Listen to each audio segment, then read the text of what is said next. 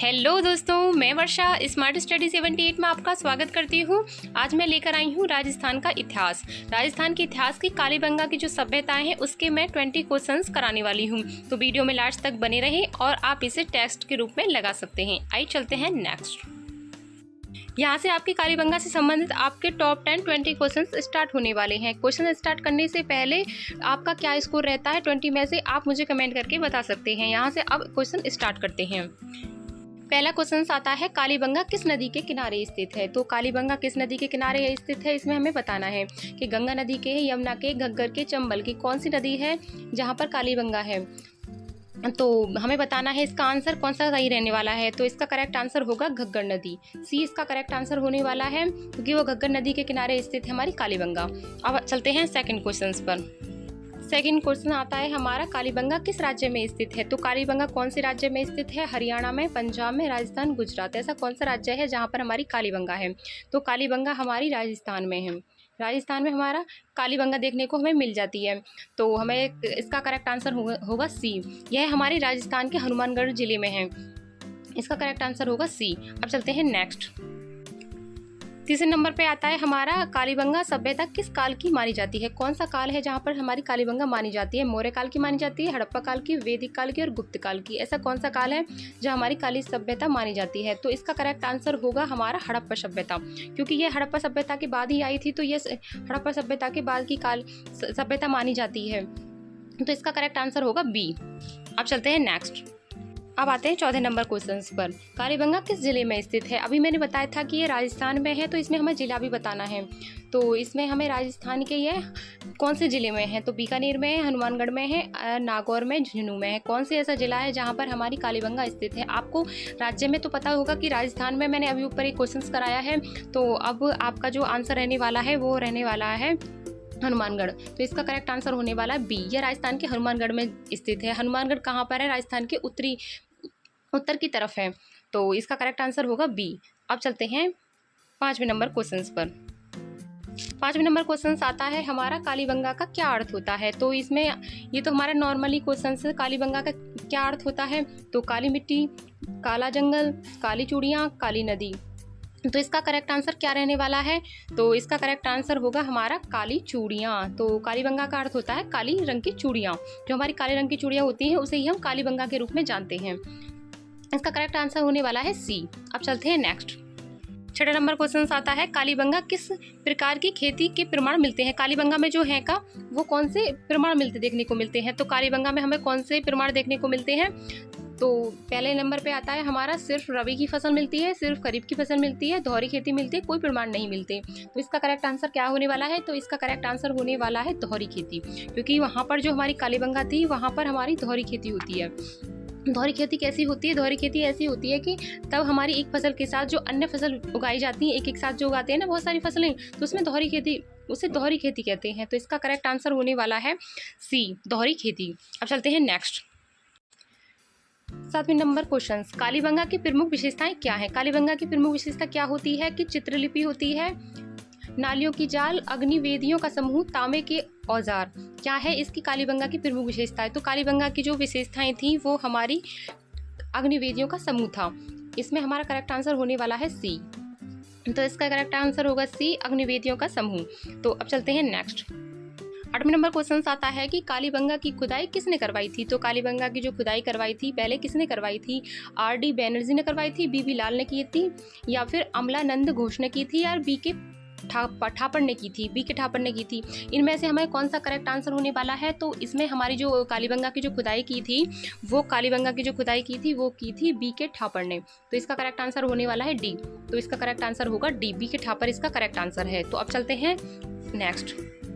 9 number question आता है, कालीबंगा के लोग किस धातु का प्रयोग करते थे। तो वहाँ पर हमें पता चलता है कि वह कौन सी धातु का उपयोग करते हैं। वो लोहे का करते थे, या कांसे का करते थे, सोना का करते, चांदी का करते थे। वह कौन सी धातु का सबसे ज़्यादा उपयोग करते थे। तो देखा जाए तो हमें इस सभ्यता को हम कांस्य युगीन सभ्यता के नाम से भी जानते हैं। तो अब कांस्य युगीन से ही हमें स्पष्ट हो जाता है कि यह कांस्य युगीन सभ्यता होगी। तो इसमें हमारे कांस्य धातु का सबसे ज़्यादा उपयोग किया जाता है, तो इसलिए इसे कांस्य युगीन सभ्यता भी कहते हैं। तो इसका करेक्ट आंसर होने वाला है बी। इसका करेक्ट आंसर होने वाला है कांसा। हम चलते हैं नेक्स्ट। अब आते हैं 10वें नंबर क्वेश्चंस पर। कालीबंगा की सभ्यता किस सभ्यता की शाखा मानी जाती है? ऐसी कौन सी शाखा है जो कालीबंगा उसी की शाखा मानी जाती है? मेसोपोटामिया की? मेसोपोटामिया तो नहीं है। सिंधु घाटी की, वैदिक की, रोमन की, कौन सी की होने वाली है? तो इसमें हमारी सबसे पहले कौन सी सभ्यता आई थी? हमारी हड़प्पा सभ्यता यानी सिंधु सभ्यता आई थी। उसके बाद ही तो ये सभ्यता देखने को मिली है। पहले हमें सभ्यता जो मिली थी, सिंधु घाटी सभ्यता मिली थी, उसकी खुदाई की थी, उसके बाद ही ये सभ्यता हमें देखने को मिली है। तो सिंधु घाटी इसका करेक्ट आंसर होने वाला है, क्योंकि उसी की है शाखा है। उसके बाद ही कालीबंगा की जो खुदाई थी वो तब स्टार्ट हुई थी, क्योंकि उससे पहले हड़प्पा सभ्यता की गई थी, तो उसके बाद ही ये मिली है। तो इसका करेक्ट आंसर होने वाला है बी। तो अब चलते हैं नेक्स्ट। अब आता है 11वां नंबर क्वेश्चन। कालीबंगा में किस प्रकार के मकान पाए जाते हैं? कालीबंगा में जो कैसे मकान थे? कच्चे मकान थे, लकड़ी के मकान थे, ईंटों के मकान थे या पत्थर के मकान थे? कैसे मकान थे वहाँ पर? सबसे ज़्यादा कैसे मकान देखने को मिलते हैं? देखो वहाँ पर जो मकान थे वो ईंटों के मकान देखने को मिले हैं हमें। ज़्यादातर वहाँ के जो लोग थे वो ईंटों के मकान में रहते थे। पक्की ईंटों के वहाँ पे मकान मिले हुए हैं। तो इसका करेक्ट आंसर होता है ईंटों के मकान। सी इसका करेक्ट आंसर होगा। अब चलते हैं नेक्स्ट। आता है 12वें नंबर क्वेश्चंस पर। कालीबंगा में हड़प्पा सभ्यता के किस युग के प्रमाण मिलते हैं? कौन से प्रमाण मिलते हैं हमें? प्रारंभिक हड़प्पा और परिपक्व हड़प्पा और उत्तर हड़प्पा या सभी, यानी कि कौन कौन से मिलते हैं? तो इसका करेक्ट आंसर होने वाला है डी। इसमें सारे ही प्रमाण मिलते हैं इनके। प्रारंभिक के मिलते हैं, परिपक्व के मिलते हैं और उत्तर हड़प्पा के भी इसमें प्रमाण देखने को मिलते हैं। तो सारे ही इसमें प्रमाण मिलते हैं। तो इसका करेक्ट आंसर होने वाला है डी। अब चलते हैं नेक्स्ट। अब आते हैं 13वें नंबर क्वेश्चंस पर। कालीबंगा की खुदाई कब शुरू की गई थी? कौन सा सन था जब कालीबंगा की खुदाई स्टार्ट की थी? तो 1947 था, 1953 था, 1961 था, 1969 था। कौन सा ऐसा सन था जब कालीबंगा की खुदाई की गई थी? तो इसका करेक्ट आंसर होने वाला है सी। 1961 में कालीबंगा की खुदाई की गई थी। तो इसका करेक्ट आंसर होगा सी। अब चलते हैं नेक्स्ट। अब आता है 14वां नंबर क्वेश्चन। तो कालीबंगा में प्राप्त कुएं की विशेषता क्या थी? कुआं कैसा था वहाँ का? कालीबंगा का जो कुआं था वो कैसा था? चक्राकार का था, सीढ़ीनुमा था या फिर अष्टकर्णीय था, अर्ध वृत्ताकार था? कैसा था वहाँ का कुआं? तो वहाँ का जो कुआं था वो कैसा था? वो वहाँ था चक्राकार का, यानी कि गोल गोल चक्राकार आकार का था वहाँ पे कालीबंगा पर कुआं जो देखने को मिलता है ऐसे मिलता है गोलाकार का। तो इसका करेक्ट आंसर होने वाला है ए। इसका करेक्ट आंसर होगा। अब आते हैं 15वें नंबर क्वेश्चंस पर। 15वें नंबर क्वेश्चन क्या कहता है कि कालीबंगा की खुदाई से कौन सा महत्वपूर्ण धार्मिक चिन्ह मिला है? कौन सा ऐसा धार्मिक चिन्ह है जो वहां से हमें प्राप्त हुआ है? तो शिवलिंग प्राप्त हुई है, अग्निवेदी प्राप्त हुई है या स्वायत्तित्व या यज्ञ कुंड हुआ है? तो इसमें से कौन सा हमें प्राप्त हुआ है? तो सबसे पहले इसका करेक्ट आंसर होगा शिवलिंग नहीं है। शिवलिंग इसका करेक्ट आंसर नहीं है।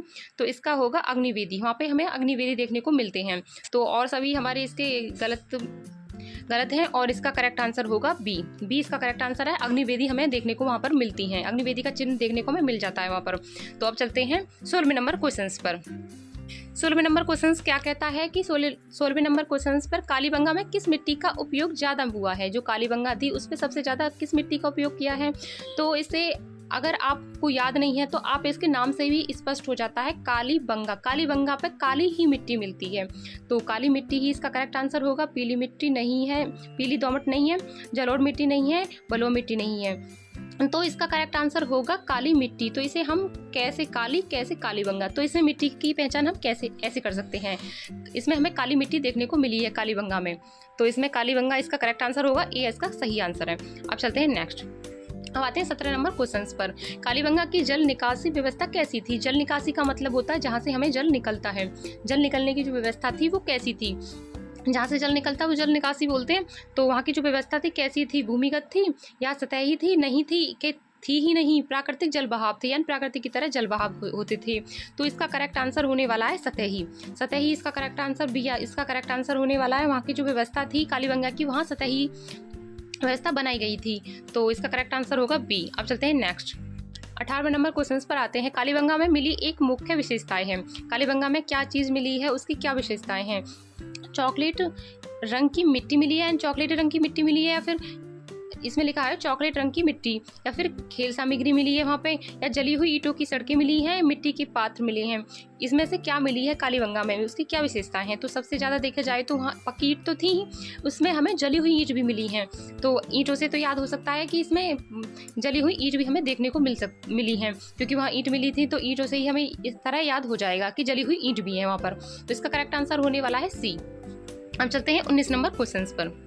अब आते हैं 19 नंबर क्वेश्चन पर। कालीबंगा में खेती के लिए किस उपकरण का उपयोग किया जाता था, यानी कि यहाँ पर जो खेती की जाती थी वो कौन से उपयोगों के द्वारा की जाती थी? पहले ऐसा तो नहीं था कि ट्रैक्टर वगैरह चलते हैं जैसे अब मशीनें चलती हैं, तो पहले ऐसा नहीं था। तो पहले क्या फावड़े वगैरह चलते थे, लेकिन वहाँ पर सबसे ज़्यादा किस चीज़ का उपयोग हुआ है? हल का हुआ है, फावड़ा का हुआ है, कुदाल का हुआ है, त्रिशूल का हुआ है। त्रिशूल वगैरह का तो कोई मतलब ही नहीं है खेती से, तो इसका होता है हमें हल का प्रयोग। हल वगैरह चलाए जाते थे, तो इसका करेक्ट आंसर होता है हल। पहले खेती जो की जाती थी वो हल से की जाती थी, अब तक भी हुई है, अब थोड़ा बंद हो गए मशीन की वजह से अब। तो इसका करेक्ट आंसर होता है हल, ये इसका करेक्ट आंसर होगा। अब चलते हैं 20 नंबर क्वेश्चन पर। अब आता है 20 नंबर क्वेश्चन। कालीबंगा से किस प्रकार के मृतकों का दाह संस्कार नहीं हो पाया, यानी कि कौन से ऐसे जिसका दाह संस्कार नहीं हो पाया? तो इसका करेक्ट आंसर क्या रहने वाला है? आग में जलाना, दफनाना, जल समाधि, कंकाल को खुला छोड़ना। कंकाल को खुला छोड़ना। और इसका करेक्ट आंसर कौन से होने वाला है? तो इसका करेक्ट आंसर होगा हमारा आग में जलाना। तो इसका करेक्ट आंसर होने वाला है ए। दाह संस्कार नहीं हो पाता था आग द्वारा, जैसे पहले अब जो हो जाता है, पहले ऐसा नहीं हो पाता था। पहले तो ये व्यवस्था नहीं थी, अब ये सारी व्यवस्था बनाई गई है। तो पहले जलाने की व्यवस्था नहीं थी, दफनाया जाता था, जल समाधि द्वारा कंकाल भी खुले छोड़ देते थे। तो इसका ये तीनों ही सही बैठेंगे। और उसमें काली मतलब आग से जलाना पहले ये नहीं होता था। तो इसका करेक्ट आंसर होने वाला है ए। अब आपके 20 में से कितने क्वेश्चंस हैं आप मुझे कमेंट करके बता सकते हैं।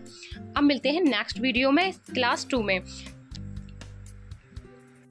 जो भी इस चैनल पे नए हैं वो लाइक करना और सब्सक्राइब करना ना भूलें।